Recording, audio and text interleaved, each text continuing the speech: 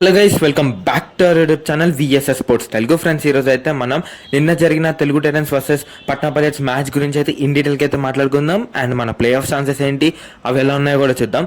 So ముందుగా వీడియోకి వెళ్ళే ముందు please like, share and subscribe to our YouTube channel.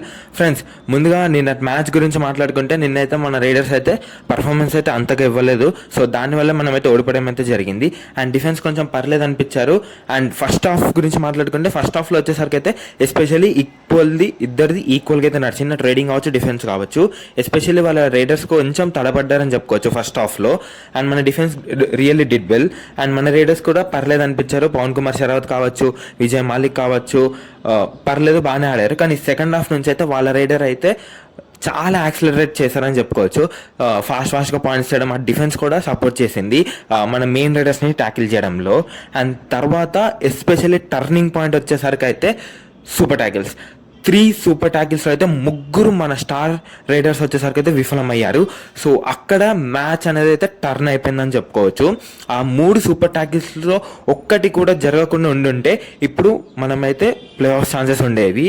ఎందుకంటే ఒక్క రైడర్ కూడా ఆ సూపర్ ట్యాకిల్ని అయితే పిచ్చుకోలేకపోయారు. ఎందుకంటే 2 మెంబర్స్ ఉన్నప్పుడు పవన్ కుమార్ షరావత్ ఈజీగా 4 పాయింట్స్ అయితే తీసుకురావచ్చు.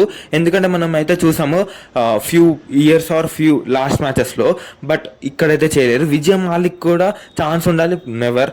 అండ్ ఆశీష్ నర్వాల్ కూడా ఛాన్స్ ఉండాలి. బట్ వాళ్ళైతే సూపర్ ట్యాకిల్ అయితే చిక్కుకున్నారు. దాంతో అయితే వాళ్ళకి లీడ్ అయితే అమాంతం పెరిగిపోయింది. అక్కడ టైం లైన్ కూడా తగ్గిపోయింది.